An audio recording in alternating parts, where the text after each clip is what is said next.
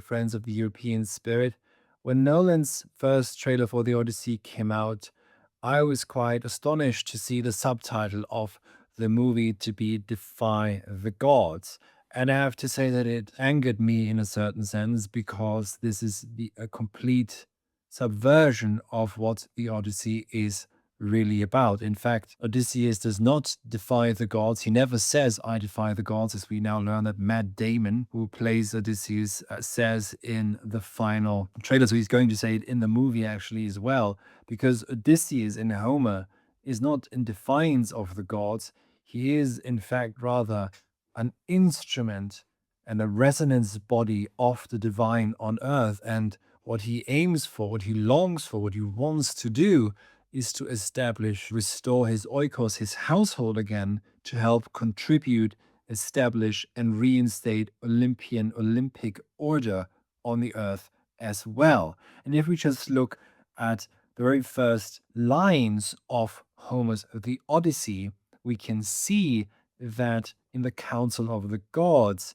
and I'm reading from Letimo's translation here, we can see that Odysseus is a darling of the gods. Maybe not Poseidon, for reasons that we'll get into in a second, but he is not at all in defiance of the gods. He's not an enemy of the gods, and he respects them dearly. So let's see what actually the gods have to say about him. And also, let's just remember, he's often described as godlike by the gods, as you will see. So I must wonder whether the god of Hollywood, who seems to be a rather jealous god, shall we say, a rather envious one, whether that isn't owed to that weird god of that very strange place. So here's what Athena says to her father Zeus: "But the heart in me is torn for the sake of wise Odysseus. Unhappy man who, still far from his friends, is suffering griefs on the sea-washed island, the navel of all the waters, a wooded island, and there a goddess has made her dwelling place. She is daughter of malignant Atlas, who has discovered all the depths of the sea, and himself sustains the towering columns which bracket earth and sky and hold them together. This is his daughter, Calypso she's talking about. She detains the grieving, unhappy man, and ever with soft and flattering words she works to charm him to forget Ithaca. And yet Odysseus, straining to get sight of the very smoke uprising from his own country, longs to die. But you, Olympian, the heart in you is heedless of him. Did not Odysseus do you grace by the ships of the Argives, making sacrifice in wide Troy? Why, Zeus, are you now so harsh with him?" So before we turn to Zeus's response, Zeus who gathers the clouds, let's look at briefly what Athena here describes. She describes Odysseus on the island of Calypso. Calypso is a goddess, and she offers Odysseus immortal life, which he rejects. He just simply has no way of leaving the island.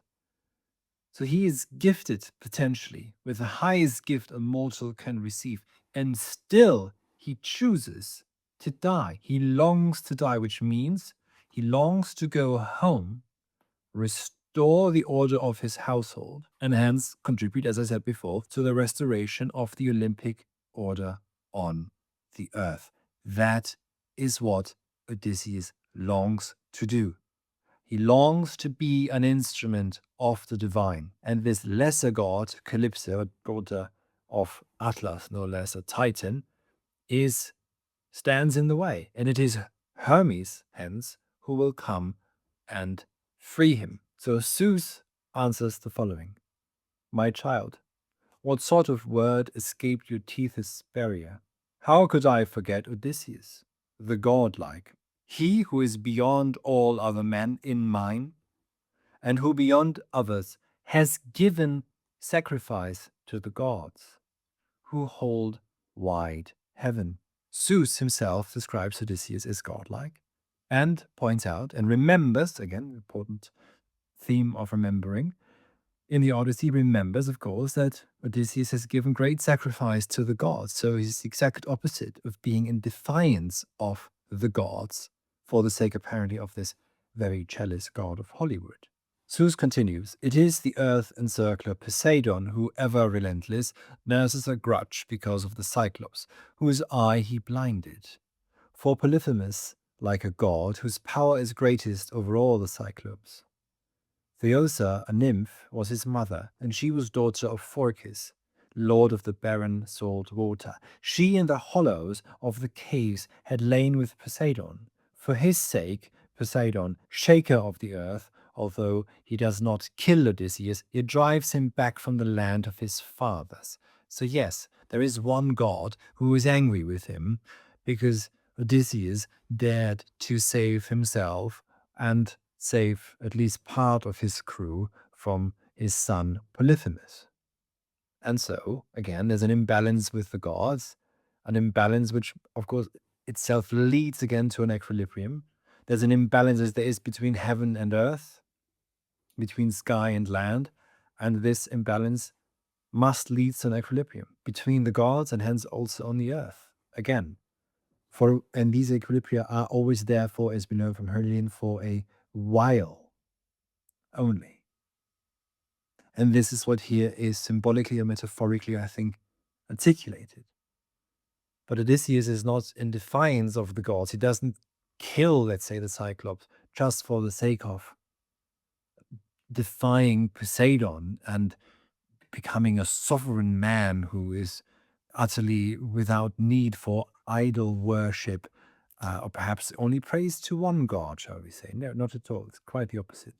"But come, let all of us who are here," Zeus continues, "work out his homecoming and see to it that he returns." So let me read this again to you. "But come, let all of us," that is the Olympian gods, "who are here, work out his," that is Odysseus, "homecoming, and see to it that he returns. Poseidon shall put away his anger, for all alone and against the will of the other immortal gods united, he can accomplish nothing."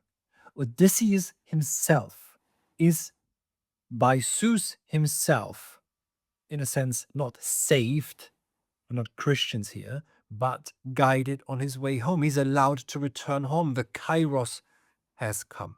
The moment is ripe for him to return and take again charge, take lead again of his kingdom, reinstate and restore order, Olympian order on the earth through his oikos, through his monarchia, through his kingdom, and hence help establish equilibrium again after the horrors of the Trojan War, the never-ending war.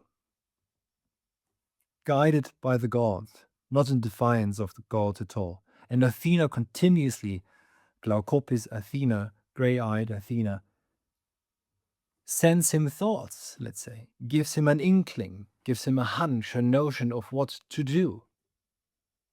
She is the mentor of Telemachus. She appears when she has to steer fate in the right direction and make sure that the kairos again and again shows itself and shows this opening by which and through which Odysseus can return, always, always, always for the sake of restoring order and hence also beauty and truth in the world.